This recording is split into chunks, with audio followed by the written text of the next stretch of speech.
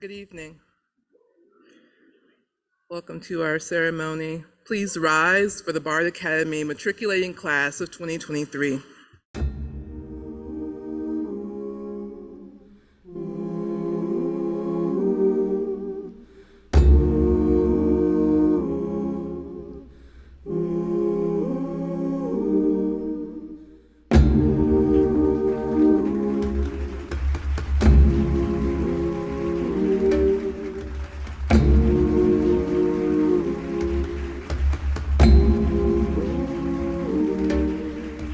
Welcome magic and wonder, brilliance and grace. Welcome joy, satisfaction, pleasure and strength. Welcome essence, beauty, presence, time, spirit, form and space. Welcome excellence in every blessing, sacred and praise. What I seek, I have. What I wanna know, I understand. All I wish I could, I can.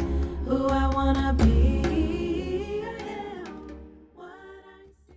And stand before you with great delight as we come together to celebrate the Bard Academy matriculant class of 2023.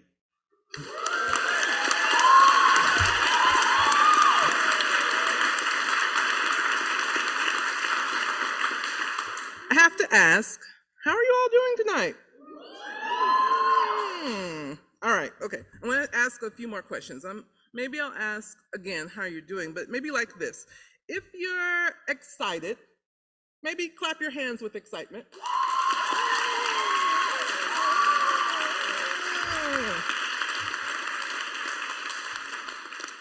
There's a lot of excitement in the room. That's great. That's good. That's good. All right. If you're a little nervous, maybe clap your hands a little nervously.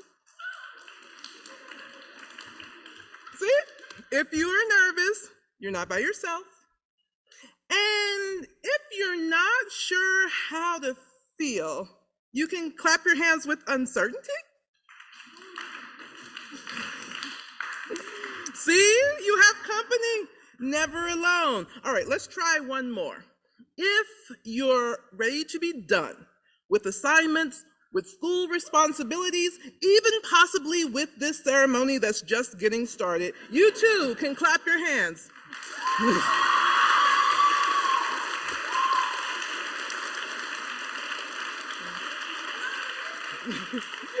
Good for y'all. You are almost done. You did it. And as you can see, you're not alone. Whether you're a student or a family member or a friend, you're not alone. Somebody in this room is excited, somebody's nervous, somebody is uncertain, and somebody is for certain feeling done-ish right alongside you. Remember that. So standing up here first tonight, I have the task of welcoming you into this space. Sometimes in a welcome, it helps to name the assembly. And as I stand before you, I have come to know you as a community of people who take a chance, and in doing so, know that you will have the opportunity to learn, to experience, to grow, and discover yourself in the process. Not everybody has that whole chance taking DNA part. Know that about yourself and that you do. As students and families, and even as friends, you took a chance on a small, young residential high school in the middle of a pandemic. That's big stuff, and we're so glad that you did. To the matriculants, it's been an honor to read your matriculation statements and meet with you. And if we haven't met with you, we will meet with you. Look out for that email. It'll be in May. All right? All right? And to see from your statements how you have experienced your growth.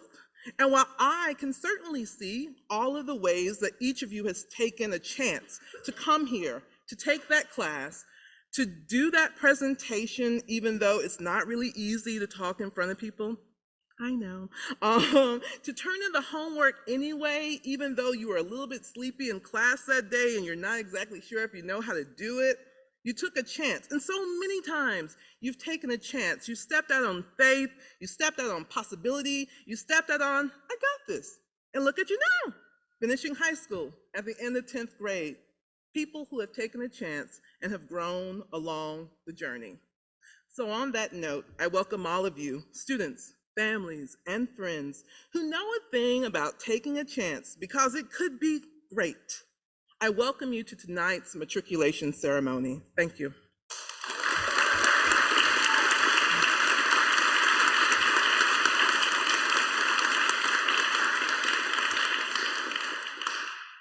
I'd like to call up our faculty speaker to the stage, Dr. Sarah Porter-Liddell.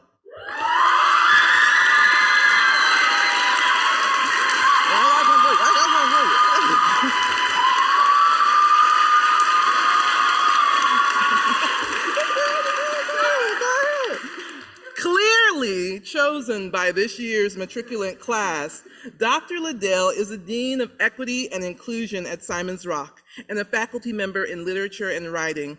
In her daily work, Sarah teaches us that a commitment to diversity, equity, and inclusion and social justice and the frameworks that support these initiatives are not just the work of one individual, but a commitment from all of us within an entire institution to collectively work to bring the historically silenced and unheard voices to the table, to disrupt and dismantle systemic oppression, and to cultivate and develop a sense of healing, pride, joy, and inclusiveness among all who are both a part of the campus community and outside of our community. So please give a round of applause for our faculty speaker, Dr. Sarah Porter-Liddell.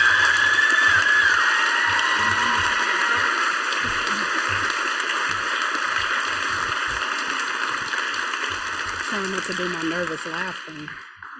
If you haven't heard me speak before, I do this nervous laugh thing to prepare myself to pretend that I'm serious. So if I start laughing at a weird time, just know that's me trying to calm myself down. Christy made me sound really important, and I'm glad that everyone here seems to think so. I'm kidding. Before I start, I just want to say how proud I am of this group of students. I've had the opportunity to teach many of them in this academic year, and the growth that I've seen from them, even from one semester to the next, is amazing to me. I think that for students who have to endure a lot, and by a lot I mean the pressures of social media, the pressures of family, being out in the middle of the woods,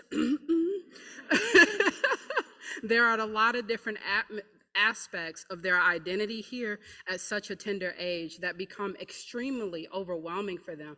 And to take on this journey and come here and just do this work and deal with the different attitudes and personalities and associations of everyone at such a young age is such a big hurdle. And I'm so proud of you all. Give yourselves a hand.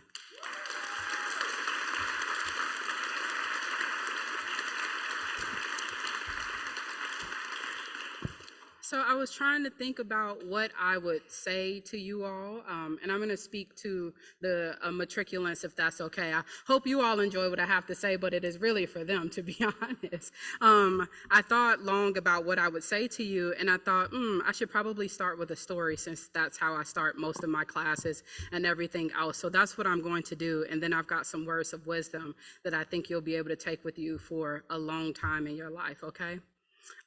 When I was about 12 years old, I was having a conversation with my father. None of you have met my dad, but he was a tremendous influence on my decision to also be an early college student. I'm from Chicago, Illinois, and I had no intentions of going to college at 16 years old. I loved my high school. I did not want to go to college at 16. I was like, that is way too much work. And my father was like, you don't have a choice, it's an expectation. I was like, oh, okay. You don't argue with Martin Liddell. That was my father's name. So I said, okay, I'm going to go to this program. And once I got there, I understood very early on why he decided to do that. I grew up on the south side of Chicago, and I went to a very poor high school to begin with. Our curriculum was not up to par.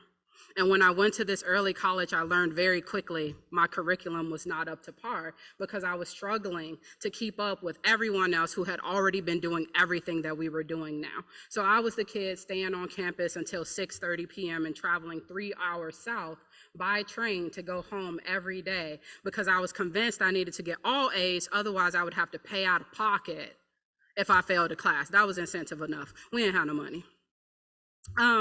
And one day I talked to my father after I had been going to the school for a year, and I was like, look at my report card, I got all A's. I was expecting to go out to dinner and celebrate, and my father looked at me and he said, okay. And I was like, what you mean, okay? You know, so like, I got real mad real quick. And my father was like, it's an expectation. I was like, straight A's is an expectation. No one else has that expectation. He was like, you do. And you've met it. Congratulations. That was the end of that. And I thought later in life that that would not impact me. So I know you're wondering, why did I start off with a story that sounds a little glum? Let me tell you why. It is so easy for us to go in life and think about expectations as something that doesn't also follow accomplishment. Just because something is an expectation for you does not mean it's an accomplishment. And that's the part of that story that my father forgot to tell me. He forgot to say, I expected you to do this, Sarah, but I'm also really proud that you accomplished this really difficult thing. So what I want to tell you all is that just because you have this expectation and clearly you have excelled it, do not look at this like you haven't done something extraordinary, because you have. Some of your peers are not sitting here.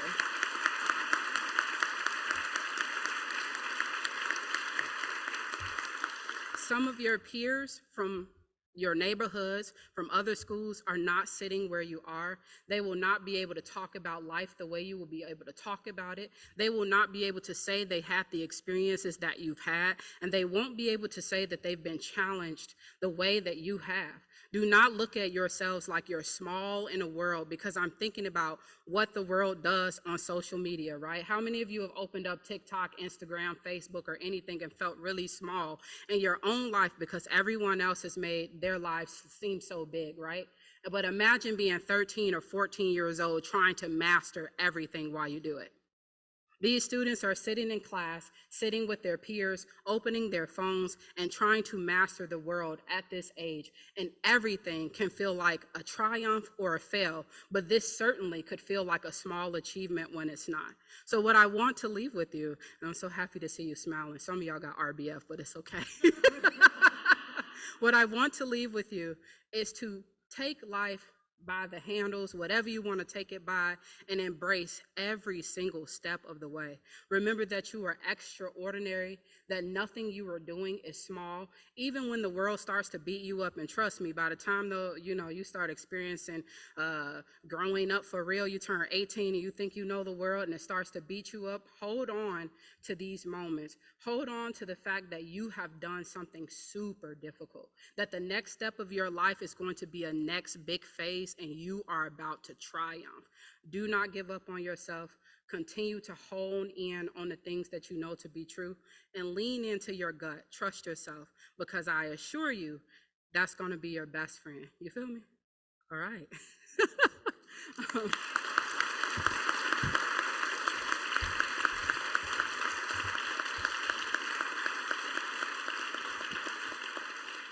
I don't think I'm supposed to talk long because this is not for me, but I do know that there's a wonderful student speaker that's about to come up and rock the house. So without further ado, Francis, if you could come up here and give that wonderful speech, we're ready for you.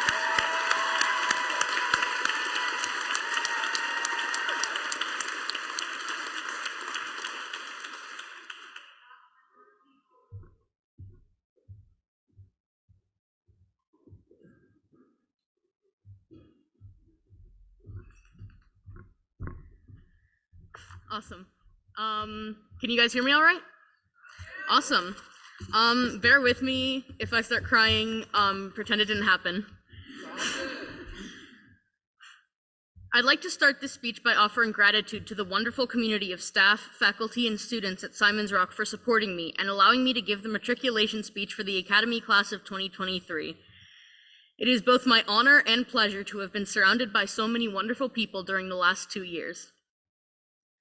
I spent my first night at Simon's Rock crying, lost in a sea of cardboard and trapped between 4 plain white walls. I was 13 years old, and I was scared.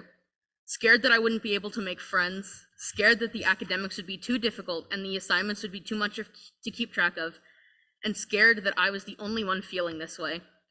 Very quickly, I came to learn that I was not, in fact, the only one. Being in the academy is not always an easy task. For many of the matriculants, our earliest memories of Simon's Rock are those of Stage A quarantine, scheduled outdoor time, and eating food delivered in paper bags off of paper plates. Those first few weeks are hard for everyone. Being physically isolated from your peers leads to emotional isolation, which is really not easy to deal with when you're living alone for the first time in your life, especially at 13. Despite this fear, the class of 2023 has come together in ways that I never could have expected. Although those first few weeks were difficult, the hardships created the bonds that tie us all together.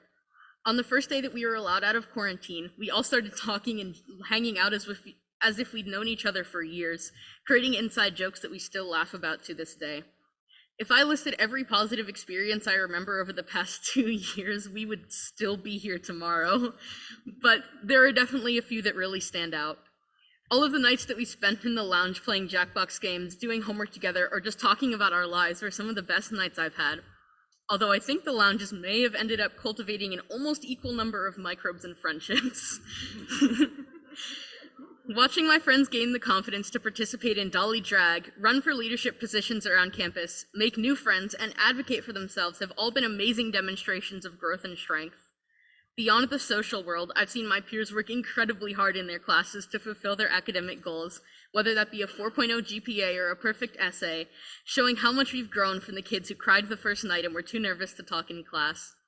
Individual memories like these are important, but when they're put together, they paint a unique and beautiful picture. Simon's Rock describes itself as a place where independent minds get their start. The class of 2023 has gotten more than a start. We've truly hit the ground running. We've leaned on our community and ourselves to grow socially, emotionally, and academically, and use those skills and supports even in the face of adversity. Although this speech was, in part, about fear, a much larger portion was about the joy and love that I felt from the Simon's Rock community. When I set out to write this, I heard from a lot of people that the best way to end a speech is with the quote by some dead guy who would probably have an aneurysm if he saw our student body and their unwavering sense of self. Since Simon's Rock is clearly not a typical school, it seems unfair to end the speech in a typical way.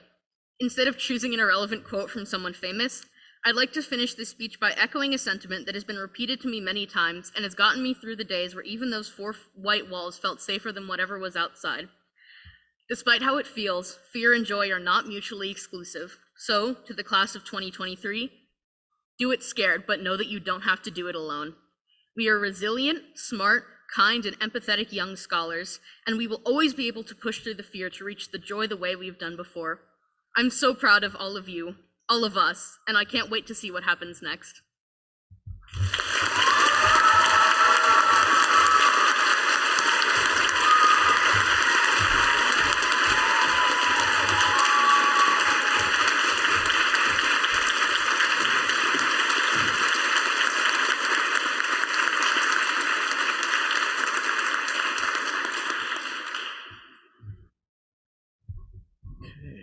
Good evening.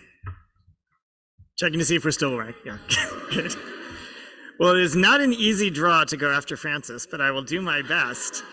But it's an amazing draw to get to be the head of this just incredible institution and wonderful Bard Academy, and to have these students as mine. And so I'm so excited to get to talk with you now. I do want to acknowledge Francis's amazing speech. We are partners in crime, quite literally, because we run an annual LGBTQ murder mystery during Pride Week. So we've murdered 2 people so far, right? And created a very large amount of fun. So I look forward to continuing the streak in the future. It's really quite something when we think of the journey for those who've been here for 2 years from stage A or whatever we called it then, realizing that we didn't have masks come off until midway through the fall semester this year. So 2 years ago in this event, all of you would have been in another room watching it on cameras, and they would have been very spread out. Then we moved to all in the same room, but still kind of spread out and masked. Here we are all together. Let's give ourselves a hand for getting through a really tough time. And, you know, and making your way from high school to college is always a challenge, but I really want to just shout out these amazing young people who did that at such a difficult time in our history, and they made it through and they really thrived, so congratulations. And also congratulations to all of our families. Also not easy to send your child off across the country or even just across town in all these circumstances. So can we give a big round of applause to our families and supporters?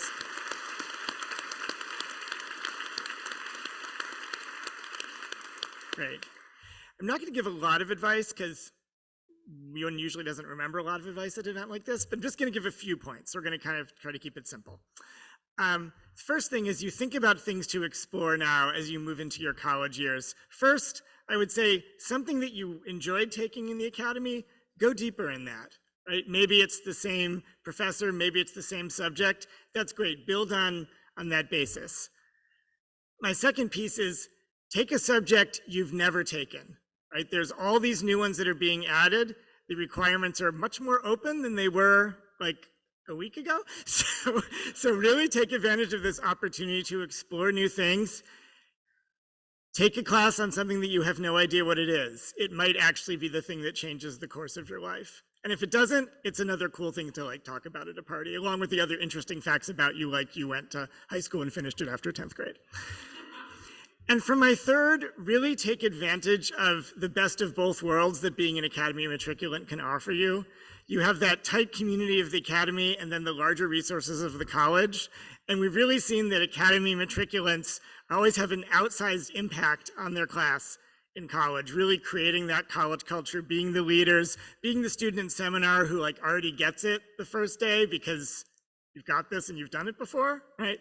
That's really important. You will be joined by many more of you than are currently sitting here, right? Even though this is actually one of our biggest matriculating classes ever, but there will be many more of you, but I know you'll have an outsized impact on that group and really take that lead, right? And use that opportunity to meet some people who are new, right? Stay close with your Academy friends, but really embrace the opportunity to make new friends and really take that central role as you move into the college. So those are the things I'm gonna wish for you. There's many more. And what's so wonderful about this in comparison to when I was a high school principal and the students left and then kind of went elsewhere, here we move on and you're all still here. So we all get to be together for another 2 or 4 years. So, and that goes for everyone out here. So that is what I have to say. And I have the great pleasure now of introducing our Associate Dean of Studies, Ken Knox, who has the task of reading the names. I get to hand out the diplomas. I will say, I know we're still getting into like the world of whether we touch people or not. So you could shake hands, you could fist bump, you could just kind of give me a knowing look, whatever you feel most comfortable with. I always get a few things that are some innovative movement that I would never have thought of. So as you wish. Ken?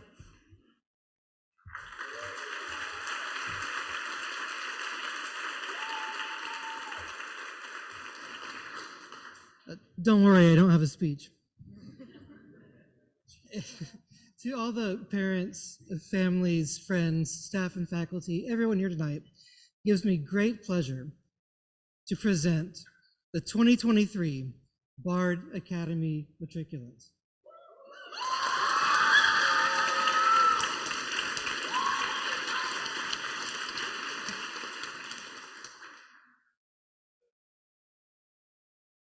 Val Abate.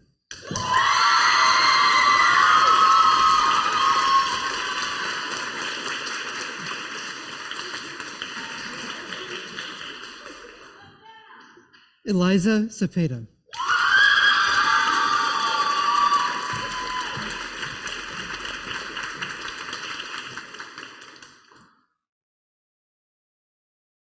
Oliver Davidson.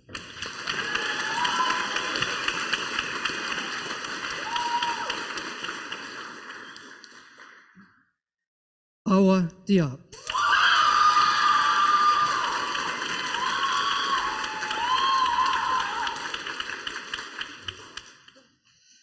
Charlotte Garcia Stout.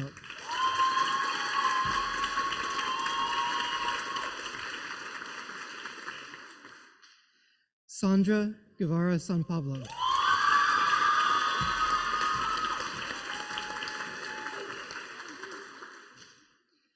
Aubrey Hartley Yokota.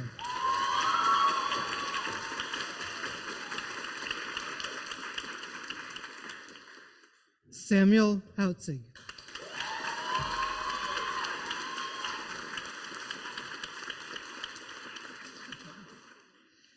Darcy Healy.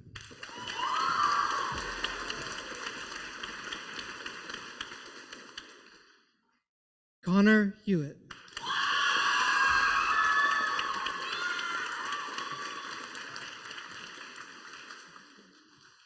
Brooklyn Jack.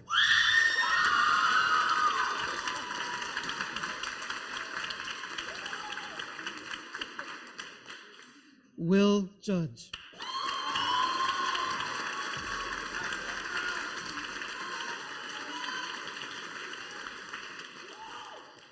Zoya Levitt.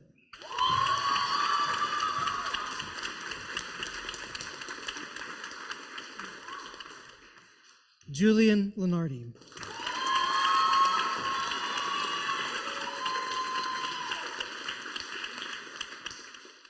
Sinead Lee.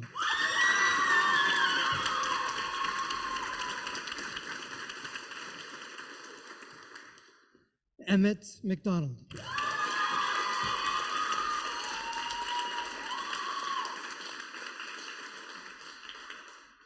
Wilkinson McAllister.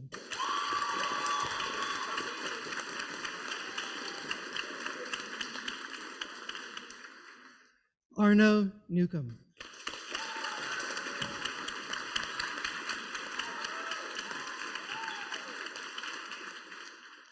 Rory Platt.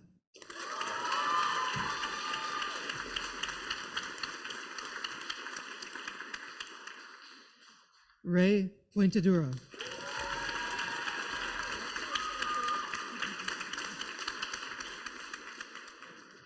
Jacob Rodriguez.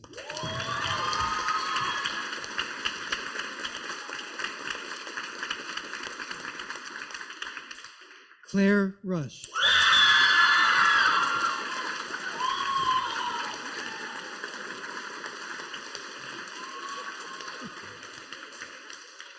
Nico Shapiro.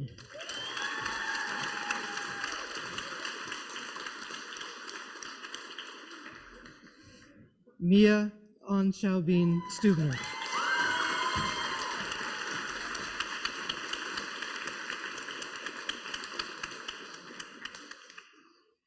Anna Ullman.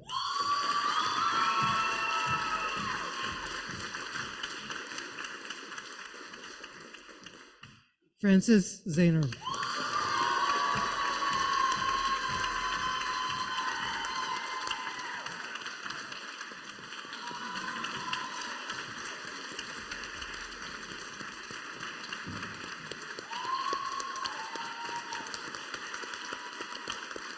Congratulations, matriculates.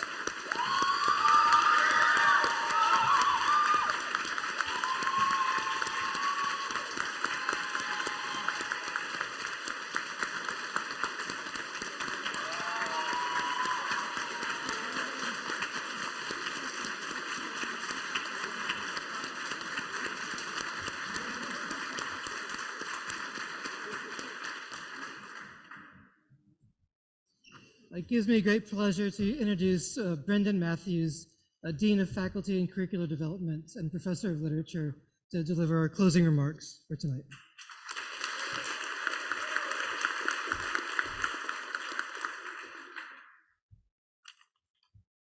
Hi, everyone.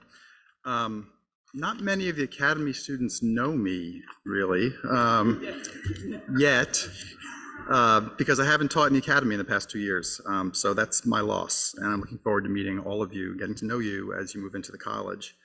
I want to begin by congratulating all of you on your matriculation and congratulating your family and your friends who are here this evening to cheer you on, as well as family, friends, and other people close to you who can't be here this evening, but I'm sure whose support has lifted you up and carried you through these past 2 years.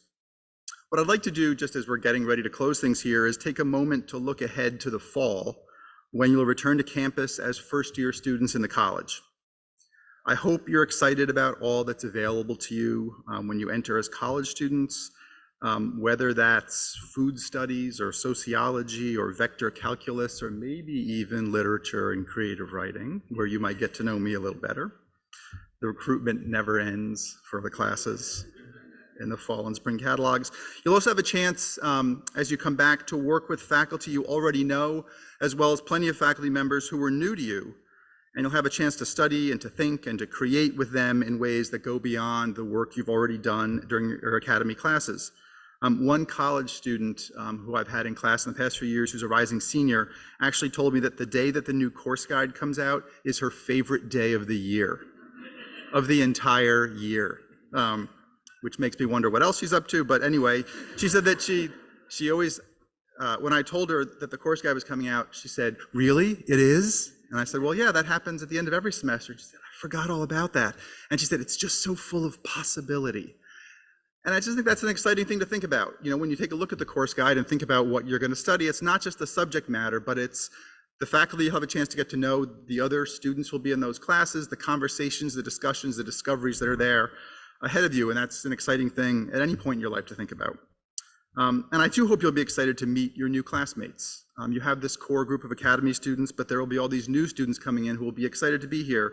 And I guess a request would be, please be kind to them. If they don't immediately know what the DAC is, or the CAC, or if they call it the Kilpatrick, or what they're supposed to call it even, if they don't know how to get to Leibowitz, if it seems like it's really far away, or if they fall in the pond maybe trying to get there, just please be kind. And even though you've got a head start on knowing a lot of things about Simon's Rock, there's something I'd like to encourage you to do or do more of when you enter the college. Get to know your faculty and let them get to know you. Not just in class, but during office hours, and not just when you have a paper due or a test coming up. You've been fortunate to have group advising sessions while you're in the academy, but starting in the fall, you'll have one-on-one meetings every week with your academic advisor. It might be someone you already know, it might be someone you don't know so well. In these meetings that you have, you can talk about your next SEM paper or your latest calc test. You can talk about your favorite dining hall discoveries. You can talk about what life in the dorms is like if you're no longer in Hill. But you can also talk about what you like about a class you're taking, or what you don't like about a class that you're taking, or what you wish you were learning, or what you really care about outside of classrooms and laboratories and studios and anything that's really academic. Like, what in your life matters to you? Where do you want to go? As a longtime member of the faculty, I can tell you that we actually like talking to you. We like getting to know who you are, and we like seeing who you are becoming. Maybe this is old news to you, and maybe you already drop by Jacob's studio whenever you're in the DAC, or you've already told Sarah or Jesse or Mark all of your hopes and dreams, or you're counting down the days until Francisco returns from sabbatical. Perhaps. But if I can offer any advice for next year, I know you've gotten a lot of advice tonight, but if there's one thing, it's this. Take the time to get to know your teachers. Figure out who you feel a connection with and get to know them a little better, and let them get to know you. Because you've got a lot of years ahead of you, not just the fall semester or the spring semester after that, but years and years and years. And the professors that you have in your first semester just might become your thesis advisor, or the person who tells you about this amazing study abroad opportunity, or who cares about the same movies that you do, or whose taste in music isn't entirely embarrassing, and maybe you can help move them a little closer to the less embarrassing side of the spectrum. I received an email late last month from one of my former advisees, somebody who I met first in Sem 1 in the fall of 2010. We talked all through college. He kept popping up in a lot of my classes, and we've stayed in touch in the years since he graduated, and he was writing to tell me about all of the offers he'd received from graduate schools. I'm getting a little choked up because he'd been applying for years and he was really looking for the right opportunity. And he got 3 incredible offers, fully paid with stipends at great programs. And I was thrilled for him. But I think if you told him in Sem 1 that I'd be one of the people writing his grad school recommendations, or even that he'd be going to graduate school to get a PhD and maybe even one day becoming a professor, he would not have believed you. It was not something he was interested in, nothing he saw in his own future. When he entered the college and I was assigned to him as his academic advisor, I was just some guy. And the last thing he wanted was to have to spend 15 or 30 minutes a week in a room with me. But we got to know each other. and I got to know what he cared about. He got to know me a little bit better, and the conversations continued. So you don't know where your life is going to take you, but it is nice to have people to talk to and people who know you along the way. So I will encourage you once again, there are so many adults on this campus, faculty, staff, and others, who care about you and who want to get to know you better and who can point you in a lot of different directions. So give them the opportunity and give yourself that chance too. At this point, I'm really glad that I didn't end these remarks with a quote from some dead guy, as Francis pointed out, because I would feel like I'd really failed. So instead, I'm just going to say that I look forward to seeing you in the fall. And now let us all rise and congratulate the matriculating class of 2023.